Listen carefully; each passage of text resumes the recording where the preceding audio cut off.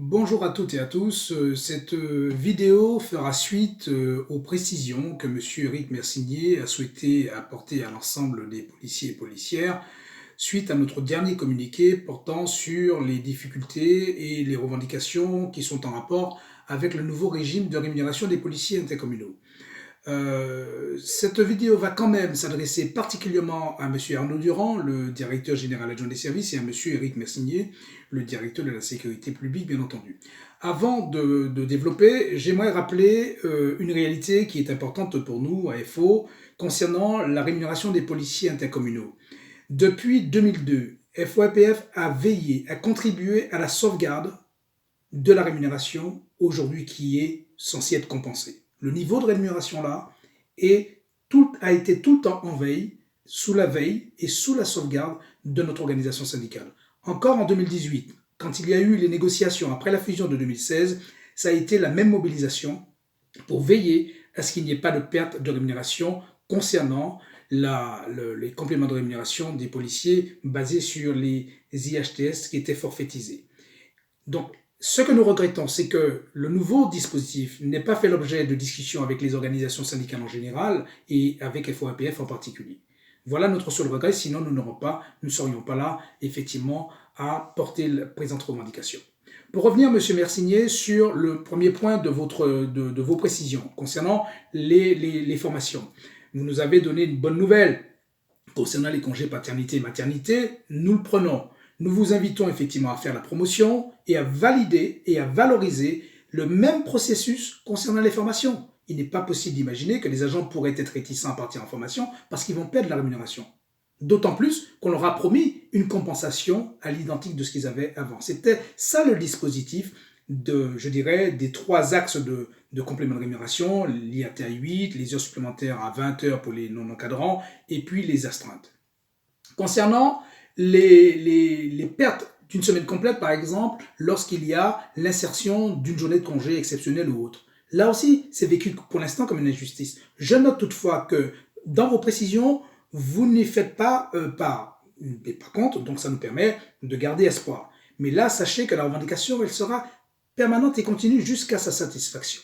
Donc nous allons continuer à débattre dans les espaces de dialogue qui seront prévus à cet effet.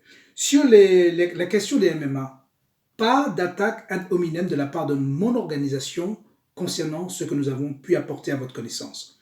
Ce que nous avons fait, nous avons apporté à votre connaissance des faits, et rien que des faits qui sont vérifiables. D'ailleurs, vous avez répondu clairement et précisément que ces agents sont en congé annuel quand ils partent faire leur formation. Par contre, nous vous avons répondu que les plannings qui sont des documents administratifs qui gèrent la question du temps de travail au niveau de ce service, ne tracent pas cette même réalité.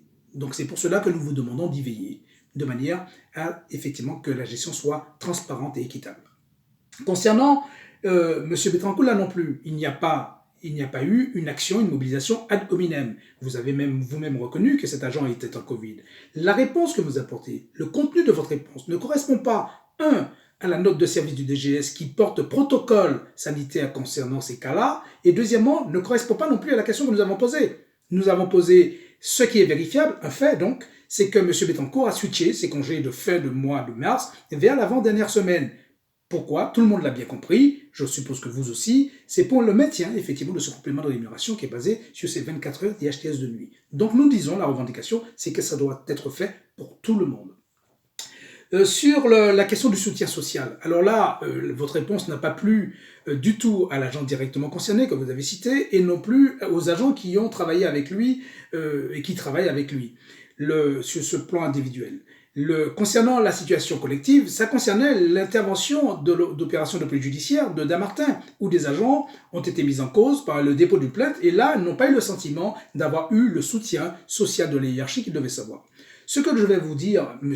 Durand et à M. Mercinier, c'est que la définition de soutien social d'une hiérarchie porte sur le plan psychologique d'abord, c'est-à-dire qu'on met l'agent au centre de la question posée pour pouvoir effectivement l'accompagner, l'aider, et puis à pouvoir faire face à la difficulté qui lui est posée dans les conditions de travail.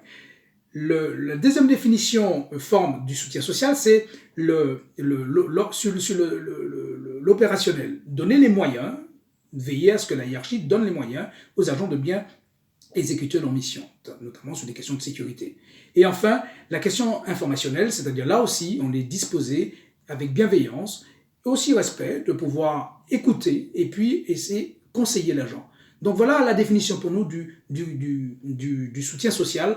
Et sur ces deux cas-là, collectif et individuel, les agents concernés directement, et avec nous également, nous n'avons pas du tout le sentiment que ce jeu de soutien social ait concrètement fonctionné. Et enfin, vous rappelez aux agents qu'ils peuvent vous saisir directement vous, ainsi que M. Borgviel, pas de souci là-dessus, sauf que nous leur rappellerons nous parallèlement qu'ils peuvent aussi saisir le syndicat de leur choix pour la défense de leur intérêt individuel et collectif, et notamment sur des questions de dysfonctionnement du service qu'ils viendraient à constater. Voilà ce que je me devais d'apporter comme élément de réponse à vos précisions, et je vous en souhaite bonne réception et vous dis à bientôt. Au revoir.